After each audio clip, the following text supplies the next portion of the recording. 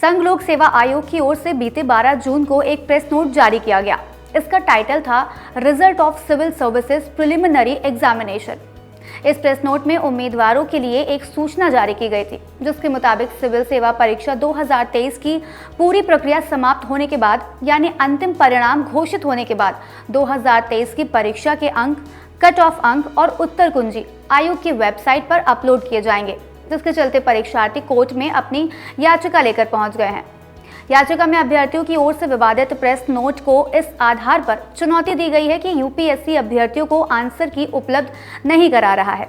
अभ्यर्थियों का कहना है कि जब कोई प्रतियोगी परीक्षा आयोजित की जाती है तो बहुविकल्पीय प्रश्नों की उत्तर कुंजी पहले से तैयार की जाती है।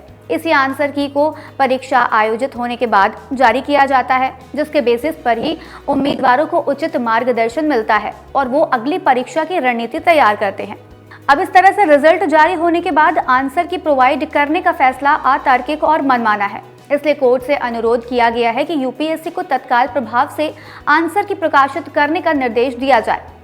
इसके साथ ही याचिकाकर्ता के वकील ने यह भी दलील दी है कि याचिकाकर्ता कोर्ट से परीक्षा रद्द करने या फिर से आयोजित करने की मांग नहीं कर रहे हैं। यहाँ बस अदालत का ध्यान इस ओर खींचा जा रहा है कि छात्रों को उनके द्वारा दी गई परीक्षा की आंसर की नहीं देना, इसके लिए विशेष समय पर विंडो उपलब्ध कराए जाने के बावजूद उम्मीदवारों के अभ्यावेदन पर विचार नहीं करना और असंगत रूप से अस्पष्ट प्रश्न पूछना निष्पक्षता, तर्क संगतता और प्राकृतिक न्याय का घोर उल्लंघन है। इसलिए याचिका के जरिए बस इतनी मांग की जा रही है कि उम्मीदवारों को उत्तर कुंजी उपलब्ध कराई जाए।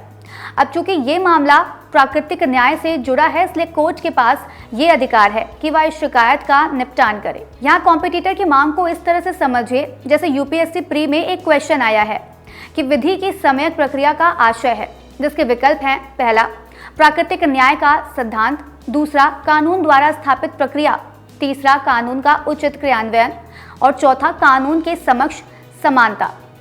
अब ये प्रश्न अस्पष्ट शब्दों वाला है, जिसका सब्जेक्टिव इंटरप्रिटेशन किया जा सकता है। इसी तरह परीक्षा में कई प्रश्नों के 2 संभावित उत्तर थे, लेकिन यूपीएससी अपने विवेक से उनमें से एक को ही सही उत्तर के रूप में तय करता है और उसी के मुताबिक सफल उम्मीदवारों को चिन्हित करता है। अब अगर आंसर की एग्जाम के बाद ना देकर पूरी प्रक्रिया के बाद दी जाएगी, तब तक एक लंबा समय बीत चुका होगा और कॉम्पिटिटर के पास ऑब्जेक्शन का समय ही नहीं होगा, जिसके चलते उन्हें ऑब्जेक्शन करने और सुनवाई में शामिल होने का मौका नहीं मिलेगा। इसलिए इस तरह का एक्शन मनमाना माना जा रहा है और प्राकृतिक न्याय के खिलाफ भी है।